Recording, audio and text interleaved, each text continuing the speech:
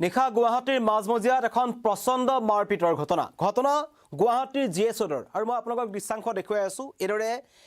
দুটা ফ্লাইটৰ মাজত গুৱাহাটীৰ যি এবিসি পইণ্ট আছে ৰাজীৱ ভৱনৰ কাষত এই ধৰণৰ দৃশ্য দেখিবলৈ পোৱা গৈছে আৰক্ষী নিৰাপত্তাৰক্ষী গিজগিজাই থকাৰ মাজতেই গুৱাহাটী মহানগৰীত একাংশ উদন্ত যুৱক যুৱতীৰ নিশাৰ ভাগত এনেকুৱা কিছুমান দৃশ্য গুৱাহাটীত একেবাৰে সুলভ হৈ পৰিছে আৰু বিশেষকৈ বাৰসমূহৰ কাষত আৰু কালি এইটো যি ঘটনা সংঘটিত হৈছে সেইটো প্লেবয় নামৰ যিখন বাৰ আছে এবিসিত জিএছ ৰোডত তাৰ কাষত এই ঘটনা সংঘটিত হৈছে আৰু মাৰপিটৰ ঘটনাত এই বাৰ কৰ্তৃপক্ষ আৰু বাৰলৈ অহা এটা পক্ষৰ মাজত এই মাৰপিট হৈছে বুলি জানিব পৰা গৈছে আৰু এয়া একাংশ প্ৰত্যক্ষদৰ্শীয়ে সমগ্ৰ ঘটনাটো তেওঁলোকে মোবাইল কেমেৰাত আবদ্ধ কৰিছিল আৰু প্ৰায় 20-25 জনীয়া এটা দল আৰু সেই বাৰখনত থকা একাংশ হয়তো তাৰ বাউন্সাৰ সকলে হ'ব পাৰে কলা পোছাক পৰিধান কৰি তেওঁলোক আছিল তেওঁলোকে হাতে হাতে কিছুমানে হেলমেট লৈছে কিছুমানে ইটা লৈছে কিছুমানে লাঠি লৈছে আৰু এখন গাড়ীত অহা এটা দলক তেওঁলোকে উপৰজুপৰি আক্ৰমণ কৰিছে আৰু অতি পৰিতাপৰ কথা যে এই যেটো মাৰপিট হৈছে তাত কেৱল যুৱক নহয় একাংশ যুৱতীও আছিল প্ৰত্যেকৰ মুখত অশ্লীল গালিগালাজ বিভিন্ন ধৰণৰ ভাবুকি আৰু তাৰ মাজত প্ৰথমতে তৰ্কাতৰ্কি হৈছিল যিমান খবৰ আহিছে এয়া প্লেবয় নামৰ এখন বাৰ আছে যিসকলে জিএছ ৰোডত সেই বাৰখনৰ বিষয়ে জানে তেওঁলোকক নতুনকৈ কোৱাৰ প্ৰয়োজন আৰু এয়া হৈছে একদম ৰাজীৱ ভৱনৰ কাষত গুৱাহাটীৰ মাজমজিয়াত এই দৃশ্য নিশা প্ৰায় 12:30 বজাত আৰু এইদৰে এজন যুৱকক ধৰি 15-20 জনে প্ৰহাৰ কৰিছে বিভিন্ন গালিগালাজ কৰিছে আৰু এই উদন্ত যি দল দুটা আছিল তাৰ মাজত একাংশ যুৱতীও আছে লাঠি লৈ দুটা পক্ষই এটা পক্ষ আনটো পক্ষক মাৰপিট কৰিছে প্ৰথমতে তেওঁলোকক এটা সৰু কথাক লৈ তৰ্কাতৰ্কি হৈছিল খুব সম্ভৱ বাৰত সোমাবলৈ দিয়া নিদিয়াক লৈ এটা সংঘাত আৰম্ভ হৈছিল আৰু প্লেবয় নামৰ সেই বাৰখনৰ পৰা হঠাৎ 10-15 জনীয়া দলটা নামি আহে আৰু আহি সেই লোকসকলক প্ৰহাৰ কৰিছে বুলি এটা অভিযোগ উত্থাপন হৈছে আৰু তাৰ পাছতেই এখন দুৰ্বাদল কাজিয়া আমি দেখিবলৈ পাইছোঁ 3জন যুৱক আহত হৈছে অতি সংকটজনক অৱস্থাত এই মাৰপিটত আহত 3জন যুৱকক চিকিৎসালয়ত ভৰ্তি কৰা হৈছে আৰু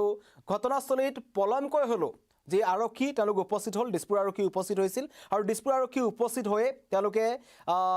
তাত থকা লোকসকলক বা পৰিস্থিতি নিয়ন্ত্ৰণ কৰিবলৈ তেওঁলোক চেষ্টা কৰে আৰু অৱশেষত আৰক্ষী অহাৰ উমান পায়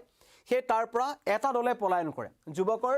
8-10 জনীয়া এটা দল তেওঁলোকে পলায়ন কৰিছে লগতে 3-4 গৰাকী যুৱতী আছিল আৰু ঘটনা সন্দৰ্ভত তদন্ত কৰি ইতিমধ্যে আৰক্ষীয়ে এই প্লেবয় নামৰ যিখন বাৰ আছে তাৰ মেনেজাৰ অমৰেন্দ্ৰ ডেকা লগতে উত্তৰ গুৱাহাটীৰ সাজাদ খান আৰু ভৰলুৰ সাৰতাত জোচিক তেওঁলোকে আটক কৰিছে এওঁলোক এই মাৰপিটৰ ঘটনাত জড়িত আছিল মাত্ৰ 3জনক আটক কৰা হৈছে পুনৰবাৰ জনাইছো যে প্লেবয়ৰ যিজন মেনেজাৰ প্লেবয়খনৰ যিজন মেনেজাৰ আছিল অমৰেন্দ্ৰ ডেকা তেখেতক আটক কৰিছে উত্তৰ গুৱাহাটীৰ সাজাদ খান আৰু ভৰলুৰ সাৰতাত জোচিক তেওঁলোকে আটক কৰিছে মহানগৰীত এনেবোৰ দৃশ্য একেবাৰে সুলভ হৈ পৰিছে গণেশগুৰি একাংশ উদন্ত যুৱক যুৱতীৰ কাৰণে এতিয়া স্থানৰ মহিলাসকল ওলাই আহিব লগা হৈছিল নিশা যেতিয়া হয় একাংশই দেহ ব্যৱসায়ৰ ঘাটিৰ ওপৰত এই গণেশগুৰিখন ব্যৱহাৰ কৰি আহিছে বিভিন্ন প্ৰান্তৰ একাংশ যুৱক যুৱতী তালৈ আহে আৰু গুৱাহাটীৰ দিছপুৰ থানাৰ কাষতে এখন বাৰ আছে তাতো এনেকুৱা ধৰণৰ ঘটনা আমি দেখিবলৈ পাইছিলোঁ আৰু জিএছ ৰোডত এইটো প্ৰথম ঘটনা নহয় জিএছ ৰোডত ইয়াৰ আগতো এই য'ত ঘটনাটো সংঘটিত হৈছে তাৰ বিপৰীত দিশে থকা J14 যিখন ৰেষ্টুৰেণ্ট আছে তাৰ আশে-পাশে থকা কেইবাখনো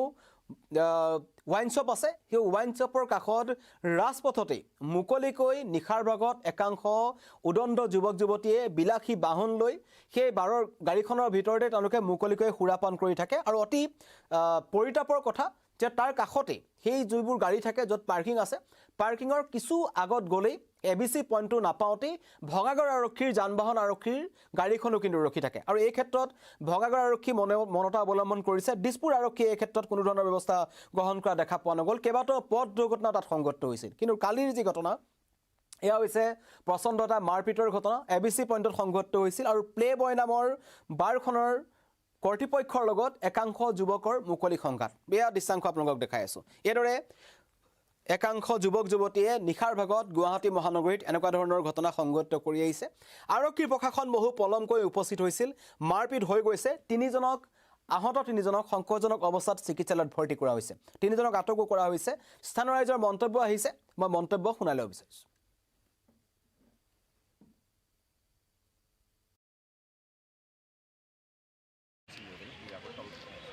আমাৰ পেনৰ আমাৰ লাগে ষ্টাফখিনি খানা খাওঁতে চাফ চিকুণ কৰোঁতে তো আমি খানা চানা খাই ধুনীয়াকৈ তলত আহোঁতে দেখিলোঁ যে তলত মাৰপিট আৰু যোনে যোনে দেখিছে তেওঁলোকে আমাক কৈছে যে নাগা ল'ৰা কেইটামান আছিলে তেওঁলোকক বৰ বেয়াকৈ মাৰিছে মাৰ ধৰ খাই তেওঁলোক গুচি গৈছে তো তেওঁলোকে আৰু বেয়া বেয়া কথা কৈছে অসমীয়া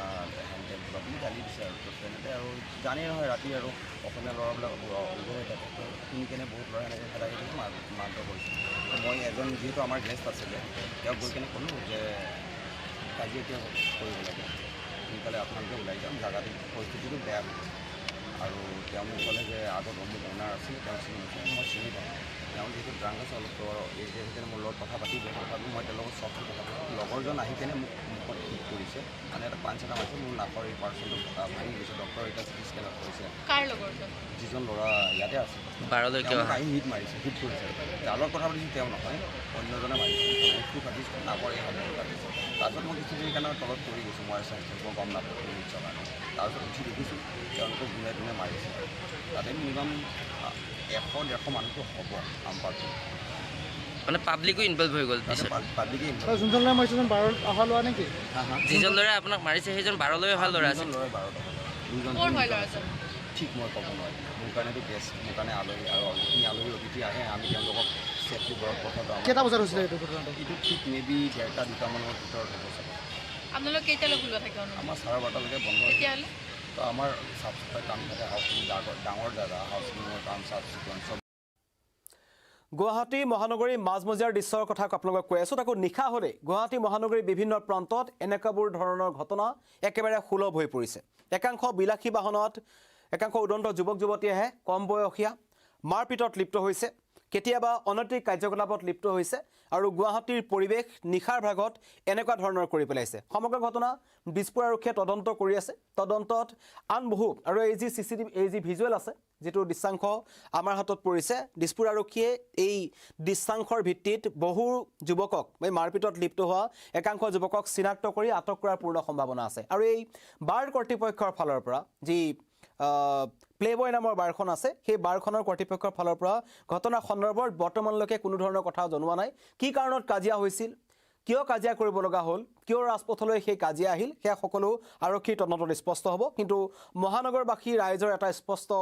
অভিযোগ আছে যে গুৱাহাটীৰ যিবোৰ অভিজাত অঞ্চল আছিল পূৰ্বতে যিবোৰ গণেশগুৰি অঞ্চল অত্যন্ত এটা ব্যস্তপূৰ্ণ অঞ্চল এতিয়া এই গুৱাহাটীৰ গণেশগুৰিৰ থানাৰ কাষত একাংশ মানুহে থাকো বুলি ক'বলৈ লাজ পাইছে কাৰণ কেউতেকৈ এনেকুৱা কিছুমান ভিডিঅ' ভাইৰেল হৈছে য'ত আৰক্ষীৰ বাহনত যুৱতী উঠাই লৈ যায় একাংশ যুৱতীয়ে মুকলিকৈ দেহ ব্যৱসায়ত নামিছে নিশা হ'লে সেই পথে মানুহ যাব নোৱাৰে সেয়া হৈছে গণেশগুৰিৰ দৃশ্য আৰক্ষী প্ৰশাসনক বহুবাৰ তেওঁলোকে আবেদন নিবেদন কৰাৰ পাছতো দুই এবাৰ সাধাৰণভাৱে তেওঁলোকে অভিযান চলাই নিজৰ দায়িত্ব সামৰিছে তাৰ পাছতো কিন্তু একাংশই এনেকুৱা ধৰণৰ কাম কৰি গৈছে এবাৰ ঘটনা হৈছে GS ৰোডৰ য'ত অত্যন্ত গুৰুত্বপূৰ্ণ আচলতে গুৱাহাটী শিলং ৰোড কাষতে ৰাজীৱ ভৱন আছে কাষতে নাবাৰ্ড আছে কাষতে IDBI বেংক আছে আৰু তাৰ কিছু আগত গ'লে আয়কৰ ভৱন আছে এটা অত্যন্ত গুৰুত্বপূৰ্ণ ঠাই আৰু সেইখিনি ঠাইতে কিন্তু এই ধৰণৰ ঘটনা সংঘটিত হৈছে নিশাৰ ভাগত প্ৰশ্ন উত্থাপন হয় নিশাৰ ভাগত গুৱাহাটীত কোনোবা যদি ওলাই যাব বিচাৰে কিমান সুৰক্ষিত কাৰণ এনেকুৱা একাংশ হুৰামত্ত উদন্ত যুৱক যুৱতী আছে বিভিন্ন ঠাইত তেওঁলোকে পথ দুৰ্ঘটনা সংঘটিত কৰিছে পথ দুৰ্ঘটনা যদি সংঘটিত নকৰে এনেকুৱা মাৰপিটৰ ঘটনাত তেওঁলোক লিপ্ত হৈছে এওঁলোকৰ বিৰুদ্ধে কঠোৰ ব্যৱস্থা গ্ৰহণ কৰিব লাগে বুলি ৰাইজে দাবী উত্থাপন কৰিছে আৰু ইতিমধ্যেই 3জনক আৰক্ষীয়ে গ্ৰেপ্তাৰ কৰিছে আৰু তাৰ ভিতৰত এজন হৈছে প্লেবয় মেনেজাৰ অমৰেন্দ্ৰ ডেকা দ্বিতীয়জন হৈছে উত্তৰ গুৱাহাটীৰ সাজাদ খান তৃতীয়জন হৈছে ভৰলুৰ সাৰতাজ যোশী আৰু এওঁলোকৰ লগত থকা অন্য সকলৰো অভিযানত আৰক্ষীয়ে তদন্ত অব্যাহত ৰাখিছে ধন্যবাদ